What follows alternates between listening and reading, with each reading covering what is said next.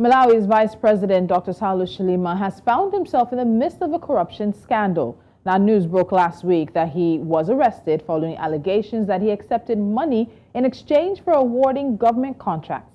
The vice president was named, along with some 83 others, as allegedly having corrupt dealings with British businessman Zunith Sattar. 53 public officials and former public officials and 31 others from the private sector, the media, civil society, and the legal profession were implicated. Now, Malawi's Anti-Corruption Bureau says the vice president received $280,000 in payments from Sattar, as well as other gifts in exchange for awarding contracts to the Malawian government, or rather contracts from the Malawian government. Now, according to the Bureau, Chilima got kickbacks between March 2021 and October 2021 as a result of him giving these contracts for the Malawi Defense Force and the Malawi Police Service to two businesses associated with Sattar. Dr. Chilima, who is now out on bail, is facing 6 charges, the first time a sitting vice president has been in this position in Malawi. He has denied all wrongdoing. Now, joining me from Lilongwe is Egrita Ndala. She's the spokesperson for Malawi's Anti-Corruption Bureau. Egrita, thank you so much for joining me on Business Edge. Welcome to the show. Thank you. So let's look at this in terms of how the alleged graft was actually even uncovered. So this $280,000 comes to around 34 million Malawian kwacha, and it's been a case that's been on for some time. So take us through how the Bureau uncovered the graft, the alleged graft. Unfortunately, I may not be able to do that, but we started our investigations in towards the end of 2021. And we've been conducting the investigation until now. And as you are aware, we have been arresting where evidence has been uncovered. So he's not the first person to be arrested. There are others that were arrested before him after the investigations and evidence about those others being involved in suspected corrupt practices. Mm. So the vice president is facing several charges here, about 3-count charge of corruption, 6 charges that is. So just take us through some of the charges that the Bureau has against him that he's facing in court. There are 3 charges of corrupt practices by a public officer, contrary to Section 25B1, Section 24, as read with Section 34 of the Corrupt Practices Act.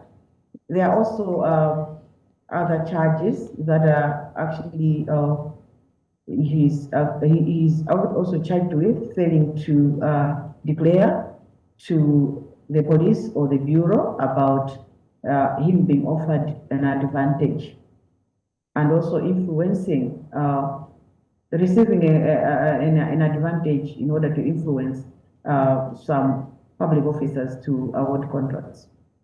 So, as I said earlier, he's not the only one, and you've also mentioned, of course, that the vice president is not the first to be arrested. So, some 83 others have been charged, both public and private sector officials, and of course, some former as well. Can you take us through some of the others who possibly are involved? This is a very big scandal. We know that Sattar is also facing an investigation in the UK right now linked to this Malawi situation. So, who else, if you can, is under your radar in this particular case?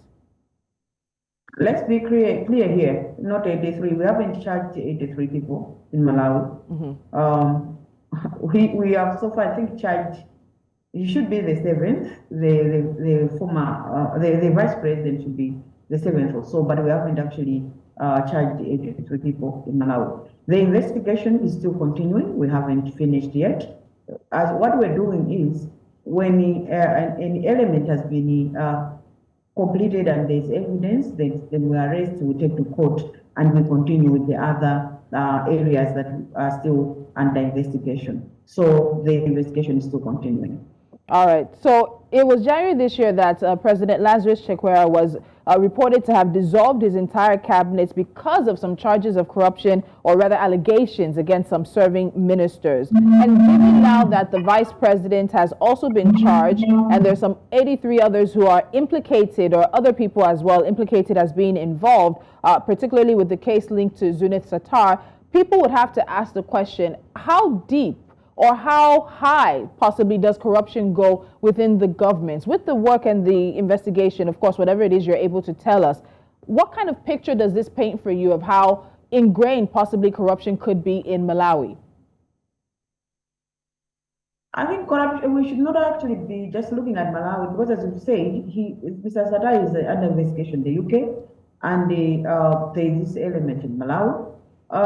Corruption is a challenge, not just in Malawi. I believe it's in almost in many countries.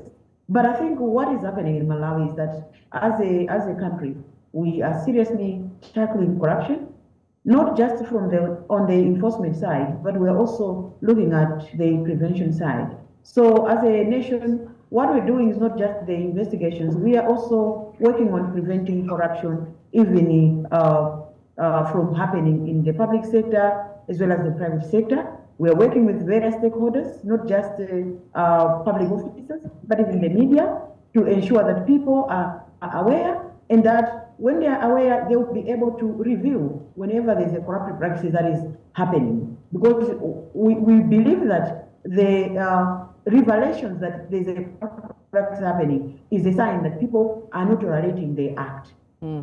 So last year, Malawi was ranked 110 out of 180 countries in Transparency International's Corruption Perception Index. So beyond government officials, because I'm also having another conversation about even corruption in Cameroon, as you said, it's not just a Malawian problem. It seems to be an African problem. But beyond government officials, how have you seen corruption operating in Malawi? What are some of the forms of corruption that the agency has had to investigate in the years since the agency has been set up? There's abuse of office, there's bribery. We also have situations where when government is implementing some maybe programs that are aimed at helping the less privileged, they will be taking advantage of them and then charging them extra for the services that they are supposed to pay. So those are some of the things that are happening. And those are the areas that even the Anti-Corruption Bureau is working in to ensure that we prevent corruption even in such kind of programs. So it's easy to caught up in high profile this case is because the vice president of the country is involved. But in June, the president stripped him of his powers, also barred him from carrying out his duties when he was first accused of corruption. But beyond that, would you say there's really a concerted effort from the Chakwera administration to fight corruption in Malawi? What successes have you had? I think we should actually say that as the Anti-Corruption Bureau, we are receiving the best of the highest support from the highest office, which is the president's office, and the Malawi government. As an institution, we rely more on the public funds. Government is funding us to conduct our operations. The government has also increased our staffing levels in both prosecutions as well as investigations and even the support staff. And from all this, we are able to see that there is that support. But apart from that, I think you are also seeing that what is happening, it could be unprecedented even in other countries where you arrest such high profile people as the Inspector General Police, the Vice President, sitting ministers. I think that's a sign that there's that will from the highest office of the president, where he actually does not interfere in the work of the Anti-Corruption Bureau. We work according to the law, and we are able to do that. So we believe that if this continues, if this support is getting, we get the support from even the other players, I think as a nation, we are heading in the right direction. So how do you respond to those who say this is a witch hunt against the vice president? We, of course, know the reports about his supporters stopping at one time the attempt to arrest him, but now he finally was in front of a judge on Friday. But there are those who believe that this is actually a witch hunt. What's your response to them? As an institution, the Anti-Corruption Bureau does not do witch hunting. We investigate allegations of corruption. We don't look at personalities. We don't look at political affiliations. We look at a complaint that is before us. Is it a corruption complaint? If the answer is yes, we actually investigate that. If there's evidence that corruption took place, the law says what to do, and we follow the law. And that is to prosecute the suspects. We take them before the judges, and it is up to the judges to get the evidence that will provide and be able to make their judgments. All right, finally, before I let you go, he was arrested and has also been released on bail.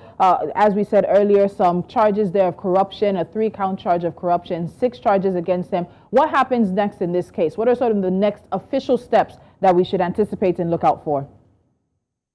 It is prosecution in court, because what we did was we took him to a magistrate's court, and what is now supposed to happen is that he has to be committed. The case has to be committed to the financial crimes court, because we now have a financial crimes court that has to hear cases of corruption and other related offenses which are financial in nature. So what we are waiting for now is for the case to be committed to that court, and then the dates can be set for trial.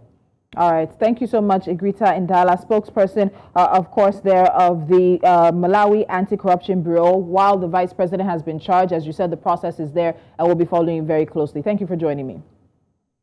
Thank you very much for hosting me. All right.